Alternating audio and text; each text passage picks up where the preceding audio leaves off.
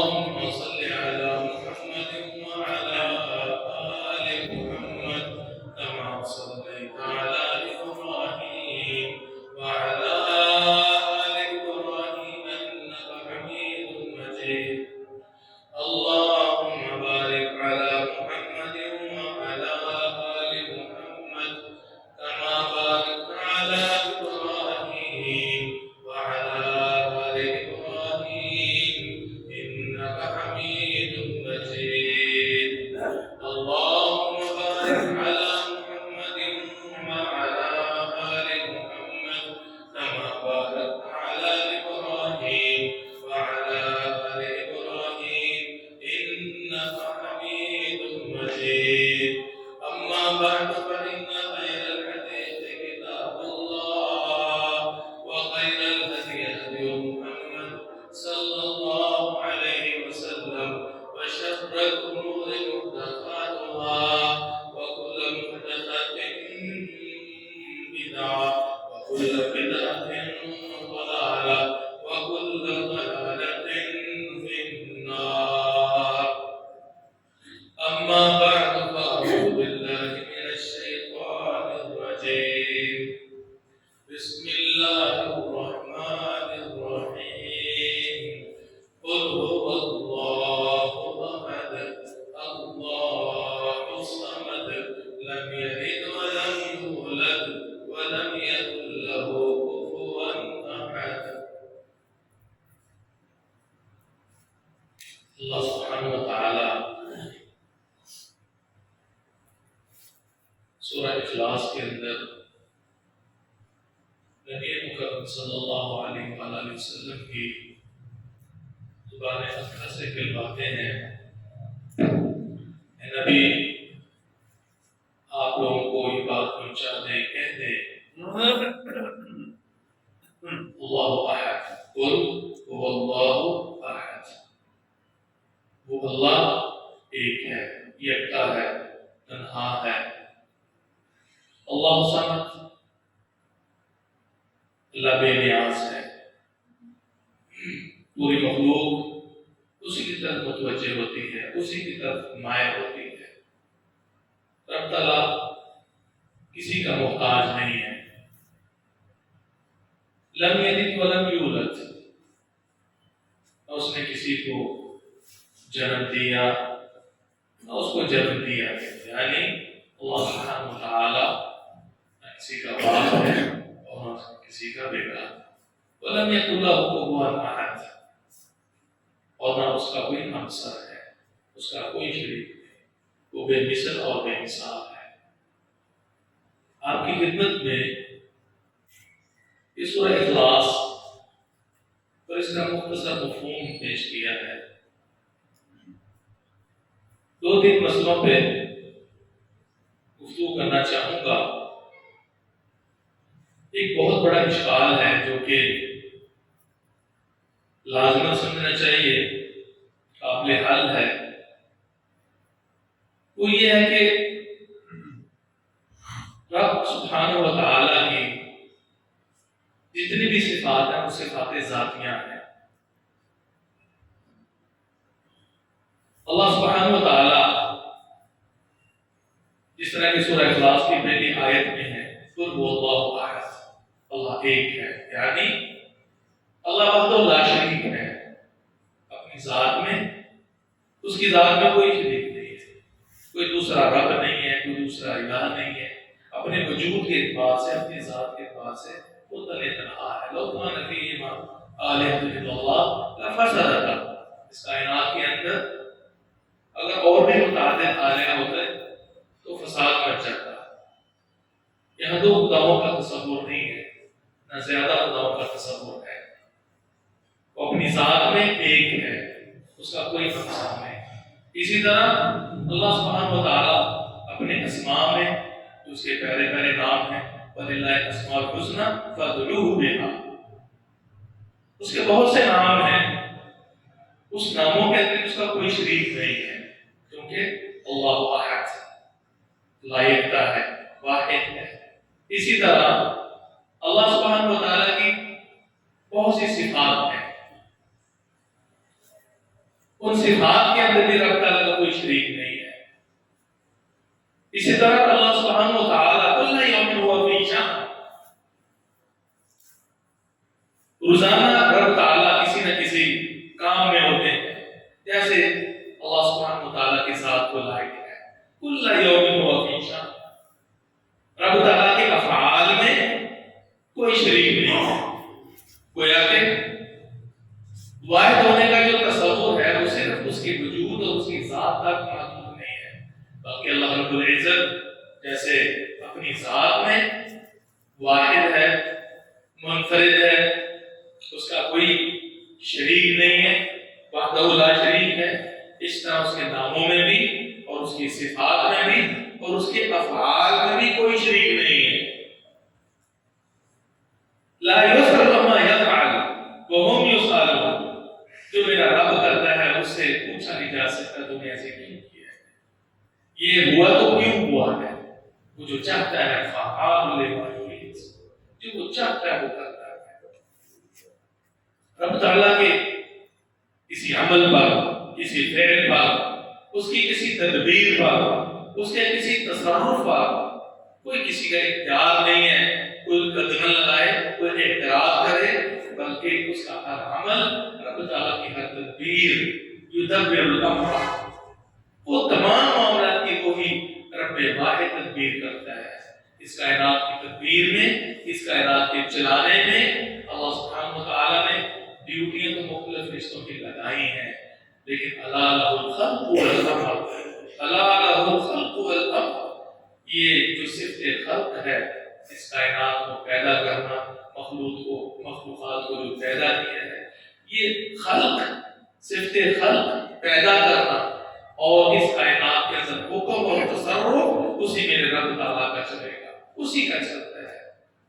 للہ الامر من قبل ومن بعد، پہلے بھی میرے رب کا حکم چل رہا تھا، اب بھی میرے رب کا کہیں حکم چلنا ہے.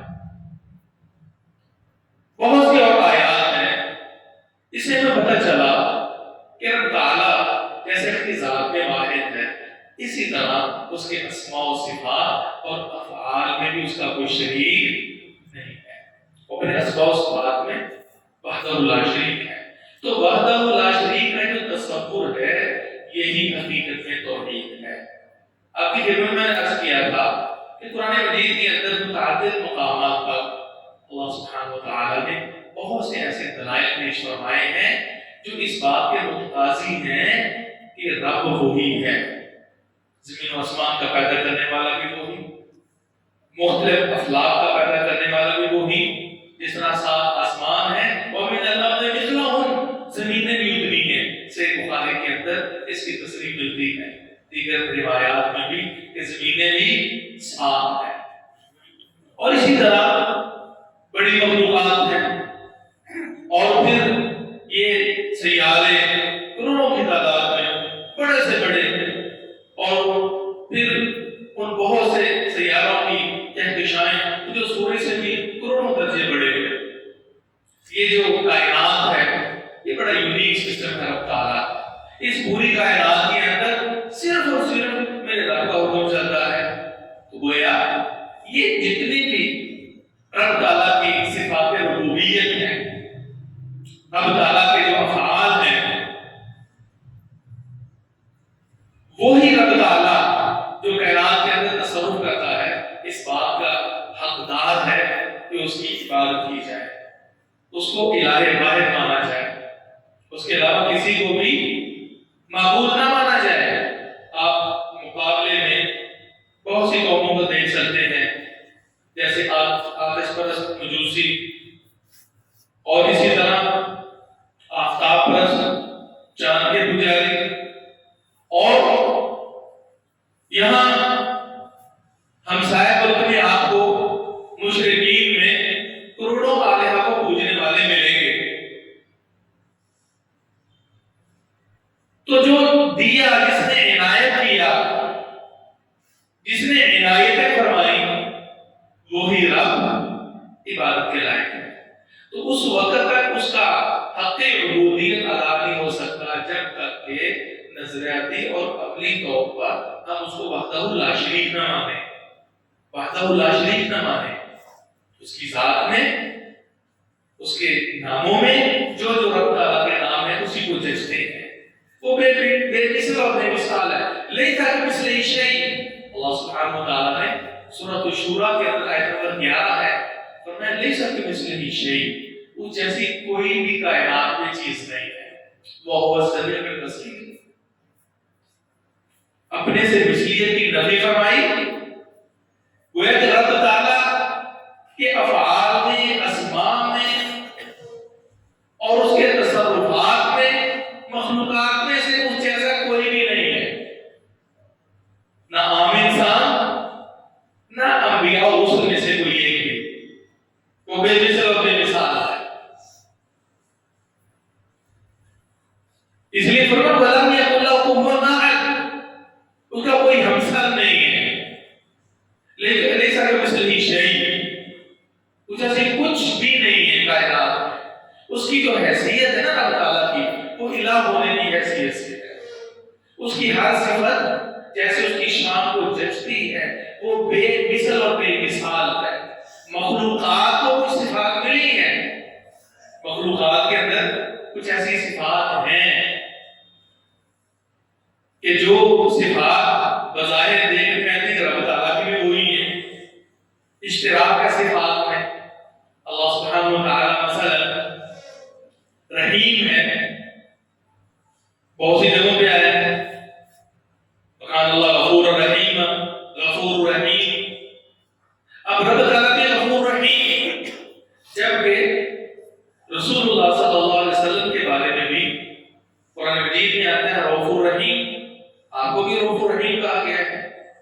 اللہ سبحانہ و تعالیٰ کے بارے میں ارحم الراحمین، وہ رحم کرنے والوں میں سب سے بڑا رحم کرنے والا ہے۔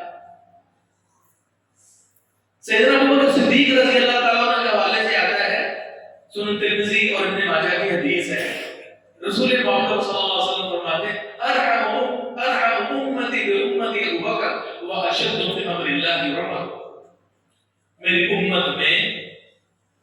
امت میں سب سے زیادہ رحیم ابو بکر ہیں، میری امت پر امت میں سے سب سے زیادہ رحمت و شفقت اور نرم دلی کا ثبوت دینے والے کون ہیں؟ سیدنا ابو بکر صدیق رضی اللہ تعالیٰ عنہ۔ واشدهم فی امر اللہ عمر، اور رب تعالیٰ کے دین اور احکام میں سب سے زیادہ مضبوط اور سخت مزاج رکھنے والے، جو کسی معاملے پہ دین کی وجہ سے کمپرومائز نہیں کرتے، سمجھوتا نہیں کرتے، سخت رب تعالیٰ کے دین میں، وہ عمر ہے رضی اللہ تعالیٰ عنہ۔ میرے کہنے کا مقصد یہ ہے، اسی طرح ماں بھی بڑی رحیم کریم ہے۔ رسول اللہ صلی اللہ علیہ وسلم نے حدیث میں آتا ہے کہ ایک عورت میدان جنگ میں جیسے اس وقت بچے کو اٹھاتی چھاتی سے لگاتی، پھر فلاں بچے کو اٹھاتی چھاتی سے لگاتی، چومتی، محبت کرتی، تو میں دیکھا میرے صحابہ اپنے بچے کو ڈھونڈ رہی ہے المختصر، تو میں کیا خیال ہے کہ اپنے بچے کو یہ جہنم کی آگ میں پھینک دے گی، آگ میں پھینک سکتی ہے؟ اللہ کا رسول تصور بھی نہیں ہے۔ فرمایا رب تعالیٰ اس سے بھی کہیں زیادہ اپنے بندوں پہ رحیم ہو گئی ہے۔ اور ایک حدیث میں آتا ہے اللہ سبحانہ و تعالیٰ کی رحمت کے 100 جزء اور حصے ہیں، صرف ایک حصہ اپنی رحمت کا مخلوق میں رکھا ہے۔ کتنا؟ ایک حصہ، ایک کم 100 حصے اپنی رحمت کے اپنے پاس ہیں، جن سے میرا رب تعالیٰ متصف ہے۔ سیدنا ابوبکر صدیق رضی اللہ تعالیٰ عنہ کو آپ علیہ السلام نے فرمایا ارحم امتی بامتی، سب سے زیادہ میری امت میں ابوبکر رحیم ہے، سب سے زیادہ۔ کیا رسول اللہ صلی اللہ علیہ وسلم سے بھی زیادہ؟ کیوں جی؟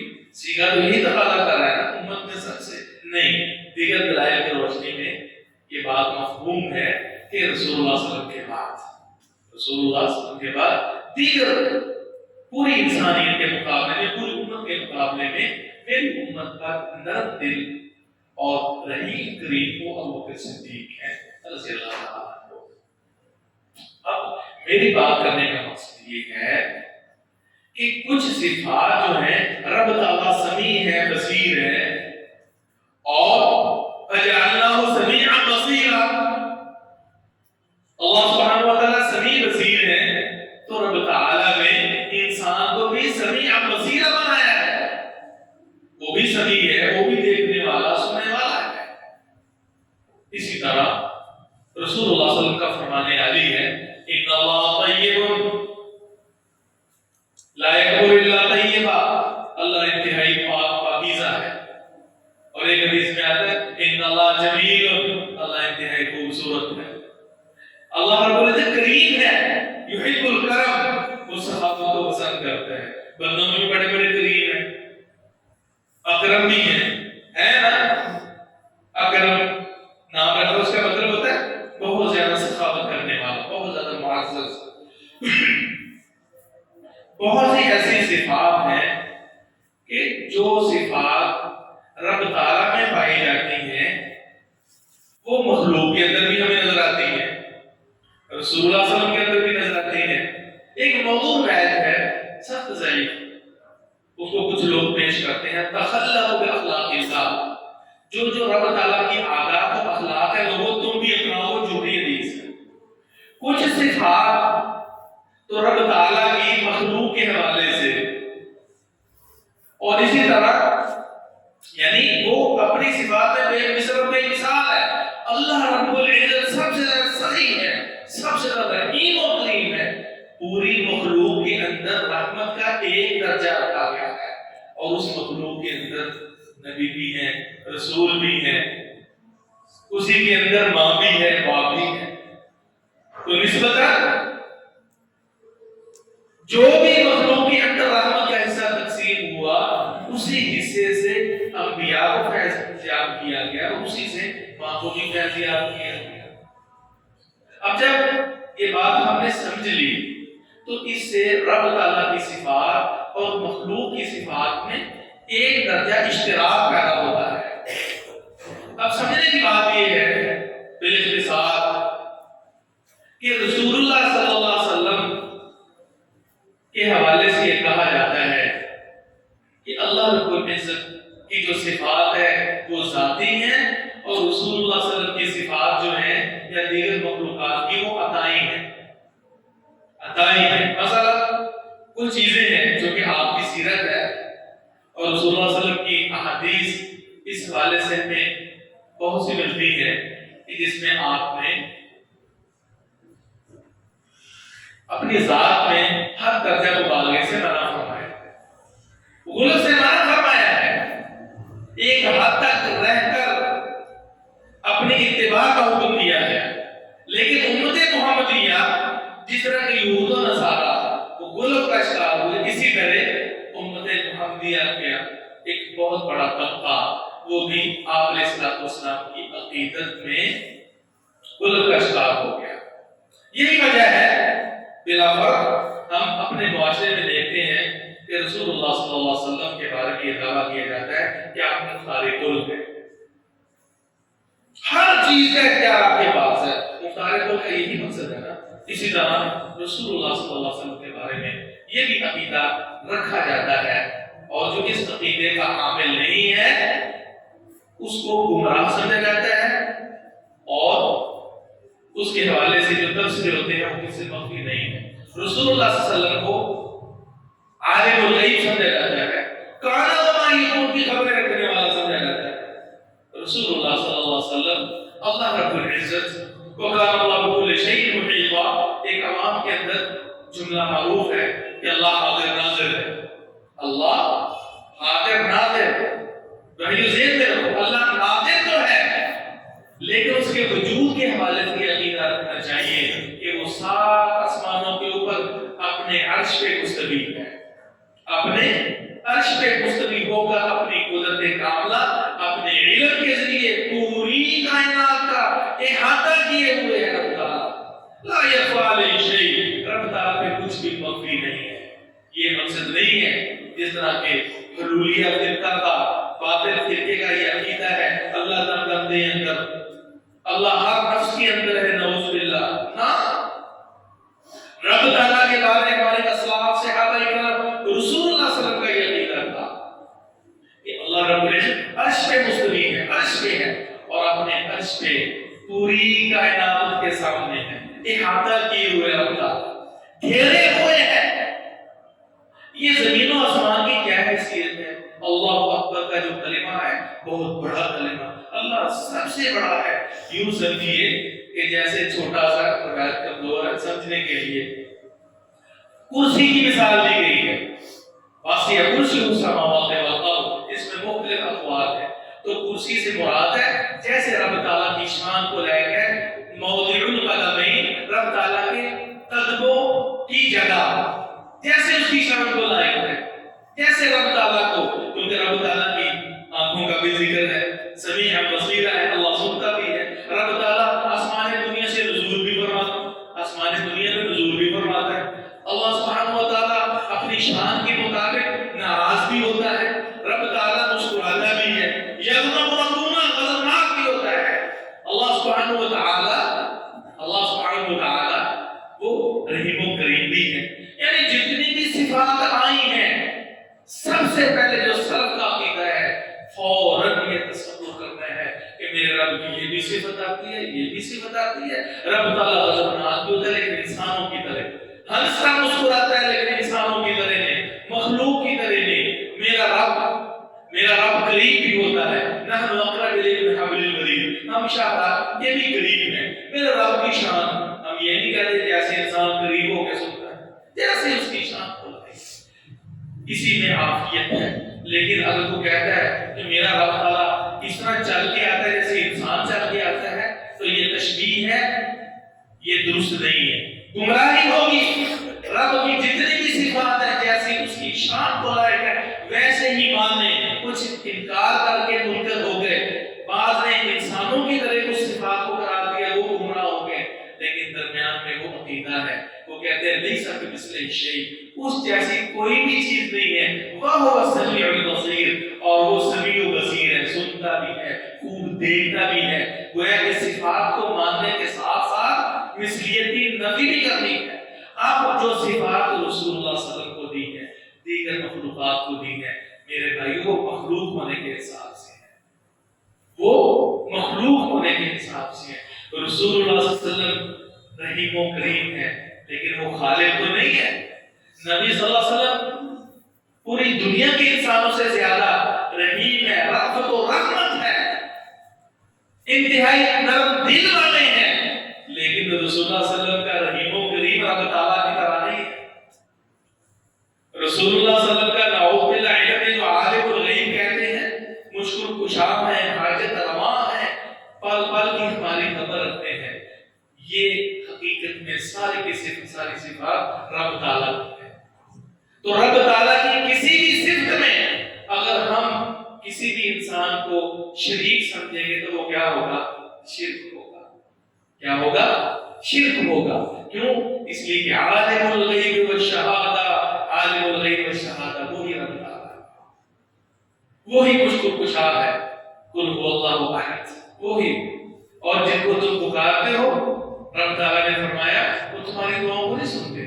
تو میرا بات کرنے کا مقصد یہ ہے ہمارا جو ایک دوسرے کے مدد اور کام میں آنا ہے وہ ظاہری اسباب کے پیچھے.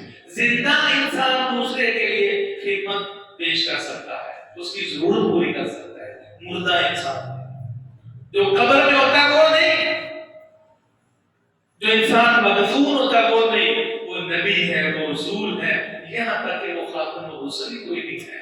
آپ کے جانے کے بعد اب آپ کا معاملہ دنیا سے منقطع ہو گیا ہے. اگر آپ ویسے کی ویسے زندہ ہوتے تو صحابہ کرام دور ہوتے. صحابہ کرام رسول اللہ صلی اللہ علیہ وسلم کو چھوڑ کے کیوں سیدنا عباس سے دعائیں کراتے بارش کی؟ کیوں نہ روزہ رسول پہ جا کے حاجات پیش کرتے؟ اس حوالے سے بعض منگھڑ روایت آتی ہیں جس سے اس کو کشائی کی دلیل آپ کے روزہ رسول پر جا کر دعاؤں کا تذکرہ وسیلے کا ذکر کیا جاتا ہے. ایک بھی روایت مستند نہیں ہے. صحیح بخاری میں عمر بن خطاب رضی اللہ تعالیٰ عنہ کا حد کا دور تھا، فرمایا اللہ کے رسول تھے دعائیں قرآن کرتے تھے. اب تو وہ موجود نہیں ہے، وہ اللہ کو پیارے ہو گئے.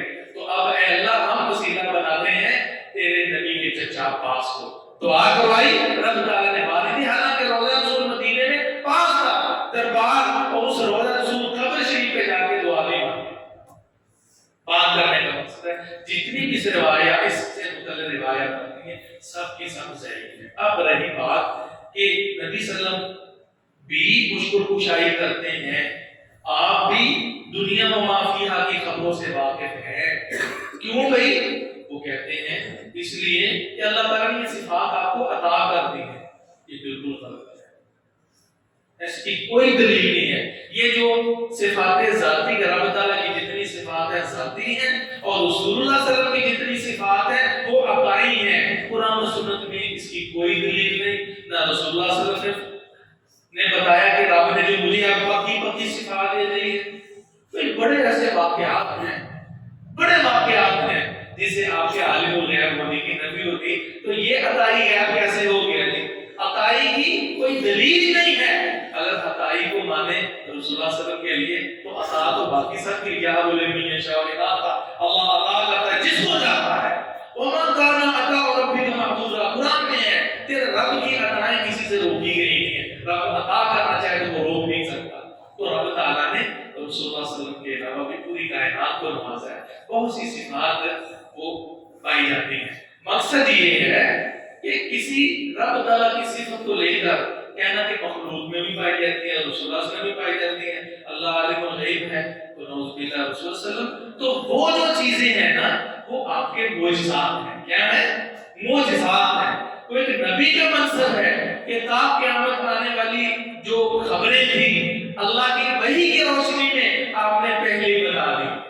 یہ ایک منصب نبوت پر ہونے کی دلیل ہے. کبھی رسول اللہ صلی اللہ علیہ وسلم متعدد فتنوں کے بارے میں بتا رہے ہیں، کبھی دجال کے فتنے کے بارے میں بتا رہے ہیں، کبھی سیدنا عیسیٰ ابن مریم کے بارے میں بتاتے ہیں کہ وہ اس طرح نازل ہوں گے، کبھی شام کے جو فتنے ہیں ان کے بارے میں بتا رہے ہیں، کبھی رسول اللہ صلی اللہ علیہ وسلم حجاز سے نکلنے والی آگ کے بارے میں بتا رہے ہیں جو کہ امام ابن کثیر رحمہ اللہ کے دور میں فتنہ یہ جو آگ اٹھی تھی. کبھی رسول اللہ صلی اللہ علیہ وسلم یہ بتا رہے ہیں کہ آگ اٹھے گی ہیں سب لوگوں کو جمع کرے گی. کبھی رسول اللہ صلی اللہ علیہ وسلم دعویٰ اور جہنم کے بارے میں بتا رہے ہیں.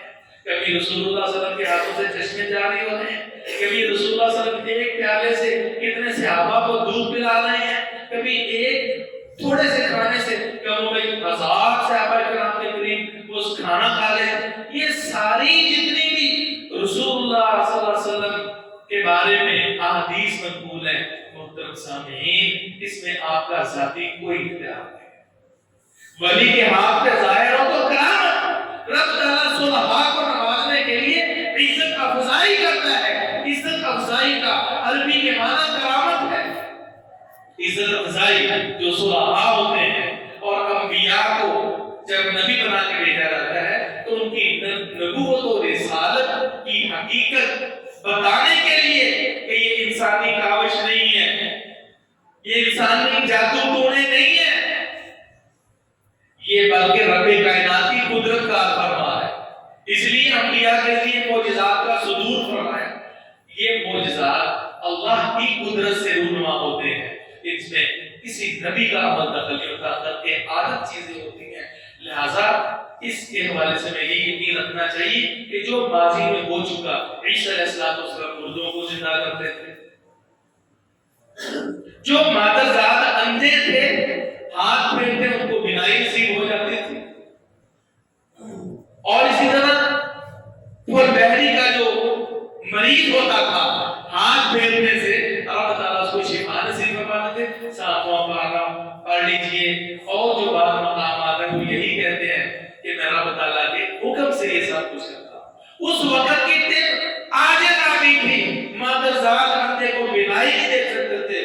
جب انسان کے وجود سے روح پرواز کر جاتی ہے پھر دنیا کی کوئی طاقت اس کو نہ شفا دے سکتی ہے نہ زندگی دے سکتی ہے. لیکن عیسیٰ علیہ السلام قبر کے پاس مردہ انسان کے پاس جاتے کہتے امت اللہ، لوگ اکٹھے ہوتے وہ کہتے لوگوں میں رب تعالیٰ کی طرف سے رسول اور نبی ہوں. تو اس کے لیے دلیل مانگتے کیونکہ انسانی بس میں اور قدرت میں تو یہ چیز تھی نہیں. وہ کہتے امت اللہ، وہ مردے اللہ کے حکم سے کھڑا ہو جا، وہ فوراً کھڑا ہو جاتا.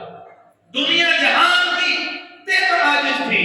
اس کا مطلب ہے عیسیٰ علیہ السلام جو اللہ کے حکم سے زندہ کرتے تھے اس میں ان کا اپنا کوئی کردار نہیں. لہذا نبی تو دور کی، اب منطقی کیا ساتھ صغرے کبرے ملا کر یہ کہنا ہے عیسیٰ علیہ السلام اگر مردوں کو زندہ کر سکتے تھے تو ہمارے نبی تو سب سے افضل ہے، وہ بلا اولاد زندہ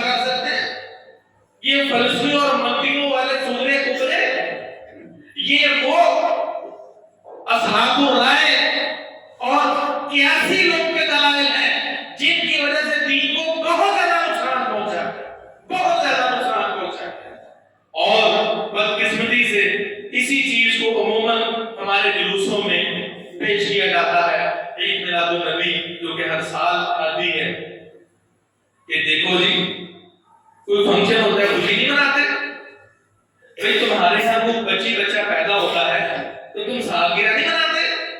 اپنے بیٹے اور بیٹے کی سالگرہ مناتے ہیں، تو لہذا رسول اللہ صلی اللہ علیہ وسلم تو افضل الخلق ہیں، سید الانبیاء ہیں، کوئی آپ تو زیادہ حقدار ہیں کہ آپ کی ولادت پاس عادت پہ کیک کاٹا جائے۔ اب اس میں جو مقابلہ بازی ہوتی ہے جی 1700 پاؤنڈ کا کیک کاٹا گیا، 3000 پاؤنڈ کا کیک کاٹا گیا، 5000 پاؤنڈ کا کیک کاٹا گیا، اتنے لاکھ اتنے کروڑ کا یہ فنکشن کیا گیا۔ یہ زبرے گبرے شریعت کے اندر کی کوئی حیثیت نہیں ہے۔ رب تعالیٰ قرآن مجید میں یہی فرماتا ہے قُلْ هَاتُوا بُرْهَانَكُمْ، جب دین کی بات آئے گی تو پھر میرے بھائیوں قیاس نہیں، پھر دلیل مانگی جائے گی، پھر دلیل ہوتی ہے۔ ہم کون سے قائل ہیں کہ بچوں کی سالگرہ جائز ہے؟ یہ تو نصرانیوں کی عادت ہے۔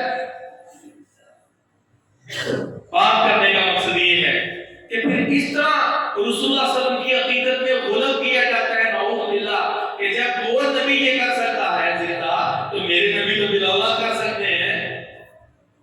یہ غلط ہے۔ جو دلیل جیسے جیسے ہم اسی کے پابند ہیں۔ یاد رکھیے صفت کے اشتراک ایک جیسی صفات ہونے سے جب ہم ابوبکر صدیق رضی اللہ تعالیٰ عنہ کو اور دیگر صحابہ کرام کو نعوذ باللہ اس بات کا اہل نہیں سمجھتے کہ جی وہ سب کچھ جانتے ہیں، قیامت کی خبریں جانتے ہیں اور وہ اپنے اختیار میں سب کچھ رکھتے ہیں، حالانکہ اور سب سے بڑھ کر رحیم و کریم ہے، اور ہم امتی کے امتی سپرلیٹو ڈگری استعمال ہوئی ہے، تو رسول اللہ صلی اللہ علیہ وسلم جو کہ ابوبکر سے بھی بڑھ کے ہیں، لہذا آپ کی شان ان سے بھی زیادہ ہے۔ اور پھر رب تعالیٰ نے چونکہ آپ علیہ السلام کو عطا کی ہے یہ صفات رب کی ذاتی ہیں جو کسی نے دی نہیں ہے، نہ محدود ہے، تو رسول اللہ صلی اللہ علیہ وسلم کو یہ صفات دے دی ہیں۔ اس لیے اللہ کے رسول اللہ کے دیے گئے میں سے عالم الغیب ہے۔ اللہ نے دیے تو مشکل کشائی کرتے ہیں، اللہ نے عطا کیے ہے تو رسول اللہ صلی اللہ علیہ وسلم وہ مختار کل ہیں۔ یہ اللہ نے صفت عطا کی ہے کہ رسول اللہ صلی اللہ علیہ وسلم حاضر ناظر ہے، نعوذ باللہ، یہ بالکل فضول مباحث ہے۔ اس لیے نعوذ باللہ کیا یہ تصور ہو سکتا ہے کہ اللہ اپنی ذاتی صفت کاٹ کر یا اس میں سے کچھ اپنی مخلوق کو دے دے؟ اللہ تو فرماتا ہے اللہ تعالیٰ جی نے آلہۃ الا اللہ، اگر اس میں کوئی اور معبود بھی ہوتے تو زمین کا آسمانوں کا نظام بگڑ جاتا، تباہ و برباد یہ سسٹم ہو جاتا ہے۔ تو اس سے تجزی لازم آتی ہے، یعنی رب تعالیٰ سے شرک لازم ہوتا ہے۔ اللہ سبحانہ و تعالیٰ اپنی صفت کسی کو دے دے، مختار کل ہونے کی، عالم الغیب ہونے کی، لوگوں سے باخبر رہنے کی، فوت ہونے کے باوجود بھی، قبر میں ہونے کے باوجود بھی، تو یہ رب تعالیٰ کے ساتھ شرک ہے۔ اللہ نے کوئی کسی کو نہیں دیا، اور جو کچھ ہے وہ انسانی ناطے سے ہے۔ اللہ ہمارا بے مثل اور بے مثال ہے، لہذا یہ شرک ہوگا۔ اسی لیے تو رسول اللہ صلی اللہ علیہ وسلم نے فرمایا لا تطرونی کما اطرت النصارى، لوگوں تم اس طرح نہ ہو جاؤ، میری مدح ستائش نہیں، میری تعریف اس طرح مبالغہ نہ کرو جتنا یہود و نصارہ نے، جتنا عیسائیوں نے، عیسیٰ ابن مریم نے کیا۔ میں اللہ کا بندہ رسول فقول عبد اللہ و رسول، لہذا تم مجھے اللہ کا بندہ اس کا رسول کو۔ ایک اور حدیث یعنی رسول اللہ صلی اللہ علیہ وسلم کی بصیرت اور اگلے جو حالات تھے آپ کو پتا تھا کہ یہ صورتحال اللہ کی وحی کی وجہ سے آپ نے فرما دیا یا ایھا الناس لا ترفعونی فوق قدری، اے لوگوں میرے مقام و مرتبے سے مجھے زیادہ نہ بڑھا دینا، مجھے مت بڑھانا، میری شان میں مت بلند کرنا۔ یہ علی بن حسین بن علی مرتضی رضی اللہ عنہ کی حدیث ہے۔ زین العابدین کچھ عراقی آئے اور انہوں نے کچھ مدح و تعریف کی تو انہوں نے روک دیا، جس طرح کہ آج بھی اہل بیت کے گھرانے میں غلط سے کام لیا جاتا ہے، تو عراقیوں نے غلط سے کام لیا تو انہوں نے روک دیا کہ تم ایسے نہ کرو، اور پھر رسول اللہ صلی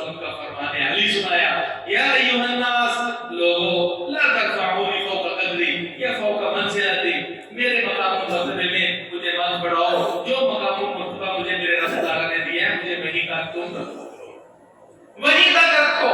تو لہٰذا صفتوں کے ملنے کی وجہ سے یہ نہیں لازم آتا کہ رب تعالیٰ کی صفت ہے کہ رب تعالیٰ چاہتا ہے میں کریم ہوں، سخی تم بھی سخاوت کرو، میں رحیم ہوں، تمہارے دلوں میں بھی رحم آنا چاہیے، تمہارے دلوں میں بھی رحم آنا چاہیے، میں رزاق ہوں، تمہارے اندر بھی یہ صفت ہونی چاہیے کہ اپنی حیثیت اگر لوگوں کو کھانے کا، تو اس کا یہ نہیں مطلب قطع نہیں کہ اللہ کے رسول کو یہ اختیار دے دیا گیا ہے آپ کو جو مرضی چاہیں دیں، قطع نہیں آپ نے دو پتھر باتیں ہوئے تھے۔ ایسی بہت سی مثالیں ہیں نا، جب آیت تیمم نازل ہوئی غزوہ بنی المصطلق میں حال گم ہو گیا، سارے صحابہ ڈھونڈ رہے ہیں، رسول اللہ صلی اللہ علیہ وسلم ڈھونڈ رہے ہیں نا، بڑی کوشش کی، ابو بکر صدیق رضی اللہ عنہ سے عائشہ کو ڈانٹتے بھی ہیں، مسلمان پریشان۔ اسی موقع پر تیمم کی آیات نازل ہوئی، نماز کا ٹائم تھا، وضو کے لیے پانی نہیں تھا،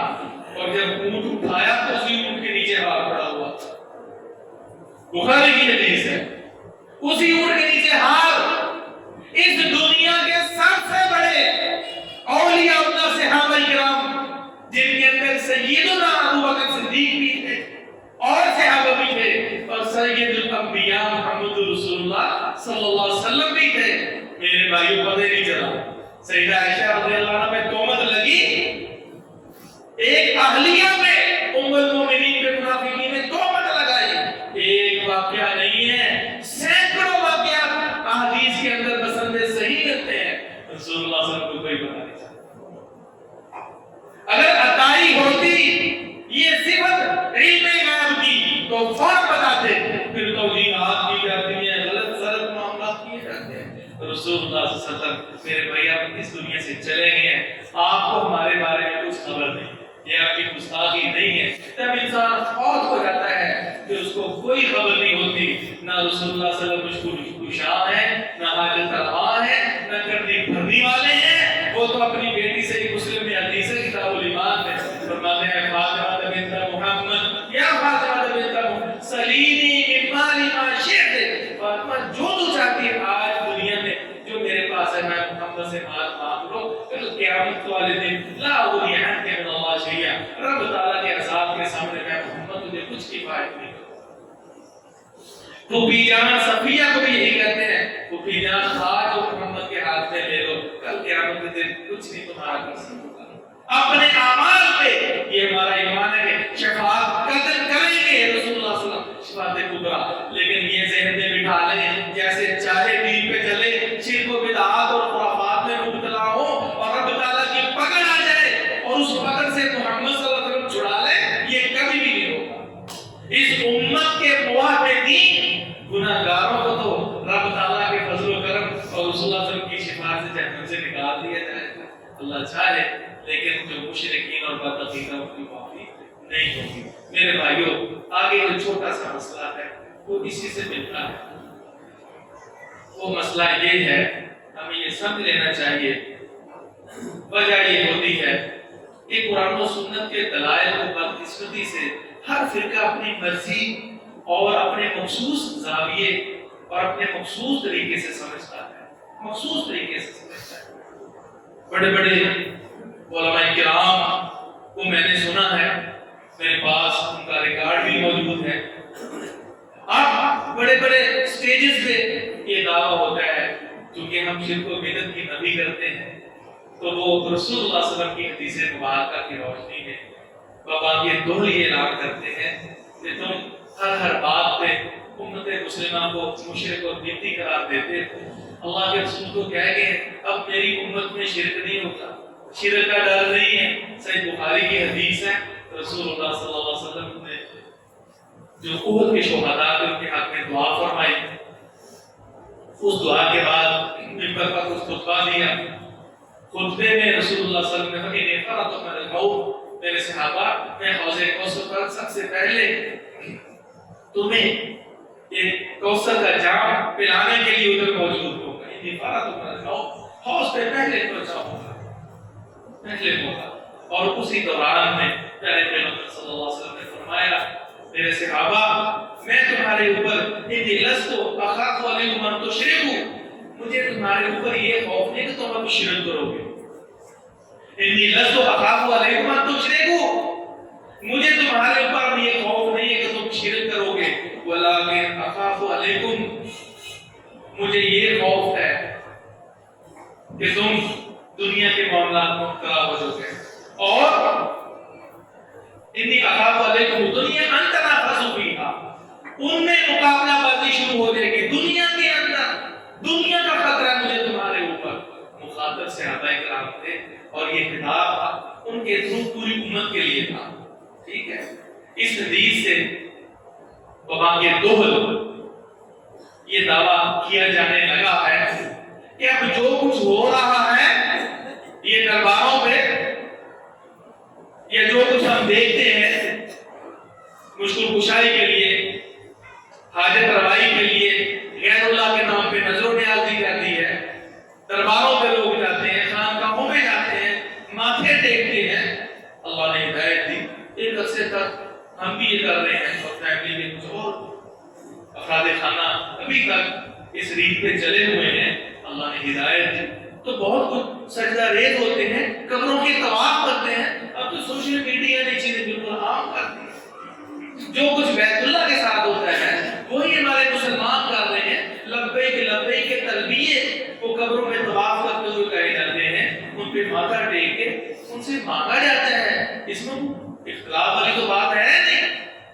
ایسا مسلم آپ کی خدمت میں عرض کرتا ہوں کہ قرآن و حدیث کی کوئی بھی ایسی دلیل نہیں ہے کہ رب تعالیٰ نے کسی انسان کو یہ اختیار دے دیا ہو کہ اب قیامت قبر کے اندر بھی رہتے ہوئے تم لوگوں کی مشکل کشائی کر سکتے ہو. وہ جو بیچارہ انسان غسل کا محتاج، جو کروٹ نہیں بدل سکتا، جس کا جنازہ اس کی بخشش اور مغفرت کے لیے ہم خود پڑھتے ہیں، ہم نبی مکرم صلی اللہ علیہ وسلم کے رفع درجات کے لیے درود شریف پڑھتے ہیں، آپ علیہ الصلوۃ والسلام کے لیے دعا کرتے ہیں، اللہ رب کریم دعا کرتے ہیں آپ کو مقام محمود پر فائز فرما، مقام وسیلہ عطا فرما. یہ کن کے حق میں دعا کرتے ہیں؟ رسول اللہ صلی اللہ علیہ وسلم کے لیے. کرتے ہیں کہ نہیں کرتے؟ نبی صلی اللہ علیہ وسلم فرماتے ہیں جو نماز کے بعد یہ دعا کرتے ہیں نا، اللہم رب هذه الدعوة التامة آت محمد الوسیلة والفضیلة، اے اللہ محمد صلی اللہ علیہ وسلم کو آت محمد الوسیلہ، مقام وسیلہ عطا فرما، والفضیلہ اور فضیلت عطا فرما، وابعثه مقاما محمودا اور مقام محمود پر فائز فرما. الذی وعدت، جس کا تو نے ان سے وعدہ کیا ہے. یہ مقام محمود رسول اللہ صلی اللہ علیہ وسلم فرماتے ہیں اللہ نے مقام محمود بنایا ہے. مجھے امید ہے کہ رب تعالیٰ مجھے ہی غافر، مجھے امید ہے فرمایا جو شخص میرے لیے یہ درود پڑھتا ہے اور یہ سوال کرتا ہے، یہ دعا کرتا ہے کہ اللہ محمد کو مقام فضیلہ، مقام وسیلہ اور مقام محمود پر فائز فرما، حلت لہ شفاعتی یوم القیامہ. میں محمد رب تعالیٰ سے دعا کروں گا اس کی سفارش کی، اور رب تعالیٰ کے حضور میری سفارش اس کے حق میں لازمن ہوگی، لازمن ہوگی، میں اس کی شفاعت کروں گا. اب محلے استدلال ہے اور بھائیوں یہ تصور باطل ہے جس کی کوئی دلیل نہیں ہے. دعوے تو کرتے ہیں کہ اللہ کے رسول کسی چیز کے محتاج نہیں ہے، مختار کل ہے، نعوذ باللہ. وہ صفات جو اللہ عز و جل کی ہیں ہم لا شعوری لا علمی اور جہالت میں عقیدت کی وجہ سے اللہ کے رسول کے بارے میں کہہ دیتے ہیں. محترم سامعین، یہ بہت بڑی گناہگاری ہے. پیارے پیغمبر پر جو درود پڑھتے ہیں وہ آپ کے حق میں دعائیں ہیں. اللہ کے رسول خود محتاج ہیں، درود شریف کہتے گئے ہیں. مقام وسیلہ کے لیے ہمیں کہا ہے یا تو حدیث کو دھتکار دو یا پھر میرے بھائیوں اس عقیدے کو قبول کرنا چاہیے جو عقیدہ توحید ہے. جو بھی فرمایا میرا مفتی میرے لیے دعا کرتا ہے میں محمد کی شفاعت لازمی ہوں صلی اللہ علیہ وسلم. اس کا مقصد کیا ہے کہ جو رب تعالیٰ نے فضیلت عطا فرمائی ہے وہیں تک ہے. اب یہ جو تصور ہے کہ امت محمدیہ میں شرک نہیں ہوگا، اور بخاری کی اس حدیث کی وجہ سے کہ میرے صحابہ اب میں اس بات کا خوف نہیں رکھتا کہ تم میرے بعد شرک کرو گے، یہ حدیث تو ہے. اب کسی مسئلے کے لیے ایک حدیث لے لی جائے آپ حیران ہوں گے. سنیے ویڈیوز بڑے بڑے علماؤں کے, بڑے بڑے جبہ و دستار کے حاملین کے. رب تعالیٰ نے آپ کو فہم و فراز دیا ہے, بڑے بڑے پڑھے لکھے اس مجلس میں بیٹھے ہوں گے, شعور دیا ہے, بصیرت دی ہے اللہ نے آپ کو. ایک حدیث لے لی جائے اور باقی رسول اللہ صلی اللہ علیہ وسلم کی حدیث کو ٹھکرا دیا جائے. اب اس حدیث سے جو ثابت ہوتا ہے وہ میں آپ کی خدمت میں عرض کرتا ہوں. آپ کا مطلب یہ تھا کہ جس طرح پہلے میری آمد سے پہلے سارے پہلے مشرک تھے, اب میری آمد کے بعد میری پوری امت مجموعی اعتبار سے ساری کی ساری مشرک اور مرتد ہو جائے, پھر اس کفر کی طرف پلٹ آئے علم کے باوجود, پھر میری پوری امت گمراہ ہو جائے. اب اس محمد سید الانبیاء میں محمد کو کوئی خوف خطرہ نہیں, پوری امت. اس حدیث کے بارے میں شارحین حدیث کو تو دیکھیں, فتح الباری کھولے اور جنہوں نے حدیث کی خدمت کی ہے, امام نووی دیکھیں, دیگر شارحین دیکھیں, تو مجھے تم پر شرک کا خوف نہیں ہے کہنے کا مقصد تھا میرے صحابہ بالعموم بالخصوص تمہارے بارے میں اور پوری امت کے بارے میں کہ پوری کی پوری امت دوبارہ شرک میں مبتلا آ جائے, مجھے اس کا خوف نہیں ہے. خوف اس کا یہ ہے کہ میری امت دنیا کے فتنوں میں مبتلا ہو جائے گی, دنیا کی زیادہ حریص ہو جائے گی, اس کا مجھے زیادہ خوف ہے. اب اس حدیث کی روشنی میں واضح ہو گیا کہ پوری کی پوری امت امت محمدیہ کلمہ کو پورے کے پورے مسلمان دوبارہ مشرک ہو جائیں. قیامت ایسا نہیں ہوگا. قیامت آنے سے پہلے جب ایک بھی مومن نہیں رہے گا تب قیامت آئے گی, اس کے بعد قیامت وفا ہوگی. اب اس مفہوم کی دوسری حدیث آپ کی خدمت میں رکھتا ہوں. یہ بخاری کی حدیثیں ہیں. اگر ہم یہ کہیں نا کہ جی یہ امت میں شرک نہیں ہوگا, تو باقی بھی بخاری کی حدیثیں ہیں. کیا فرماتے ہیں رسول اللہ صلی اللہ علیہ وسلم, آپ علیہ الصلوۃ والسلام کو لا تقوم الساعة حتى تضطرب نساء دوس على ذي الخلصة او كما قال. ورنہ اس وقت تک قیامت قائم نہیں ہوگی جب تک کہ میری امت میں جو قبیلہ دوس کی عورتیں ہیں نا, وہ ذوالخلاصہ بوت کے گرد طواف نہ شروع کرتے, ذوالخلاصہ بوت طواف نہ شروع کرتے. قیامت سے پہلے اس امت کے اندر حدیث کے الفاظ ہیں لا تقوم الساعة, قیامت سے پہلے یہ کام ہوگا, اس امت میں ہوگا. اور دوسری حدیث رسول اللہ صلی اللہ علیہ وسلم لا يذهب الليل والنهار حتى تعبد اللات والعزى, قیامت سے پہلے جیسے کہ جاہلیت میں لات و منات کی عبادت ہوتی تھی, میری امت بھی شروع کرے گی.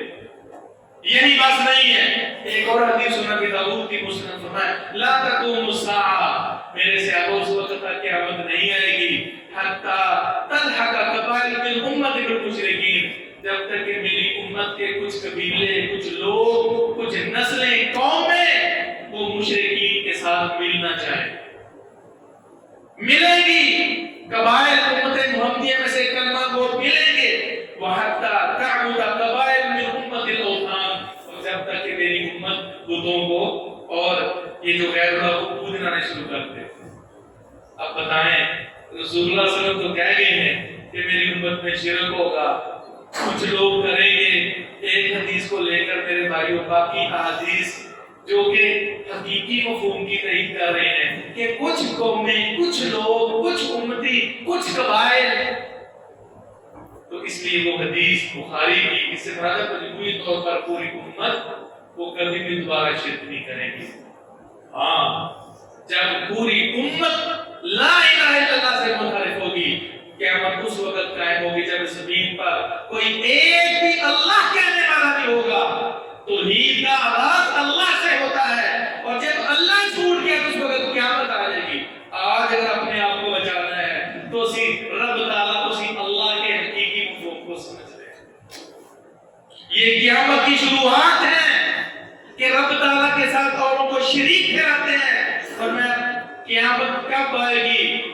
جب اس دنیا کے اندر ایک کہنے والا بھی جو اللہ کہے وہ بھی چھوڑ دے گا. اللہ کہنے والا ایک بھی نہ رہا, اس وقت قیامت آئے گی. تو مقصد یہ ہے کہ جب تک ہم رب تعالیٰ کی توحید کے ساتھ جڑے رہیں گے, جب جب تک اللہ کے ساتھ جڑے رہیں گے، اللہ کی توحید کے ساتھ جڑے رہیں گے، بے فضل اللہ قیامت تو بڑی دور کی بات ہے۔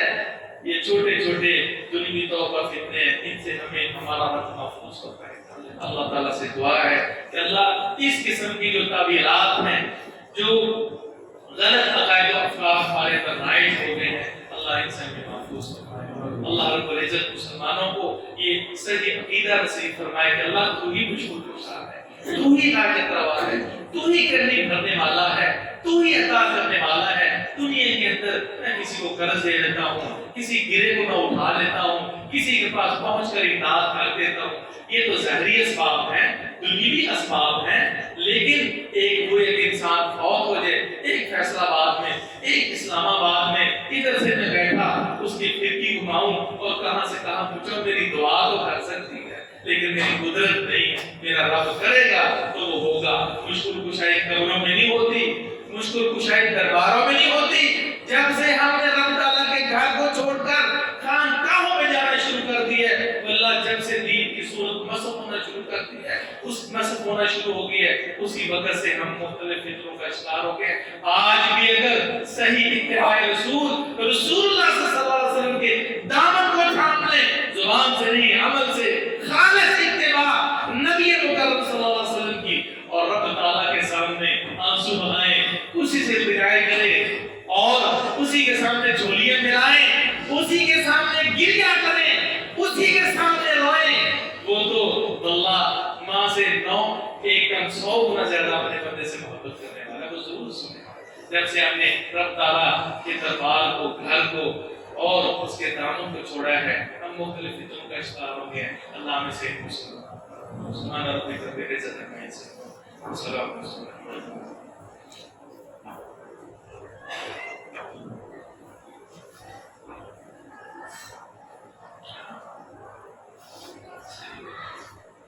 إن الحمد لله نحمده ونستعينه ونستغفره لا إله إلا الله وحده لا شريك له وأشهد أن محمدا عبده ورسوله أما بعد۔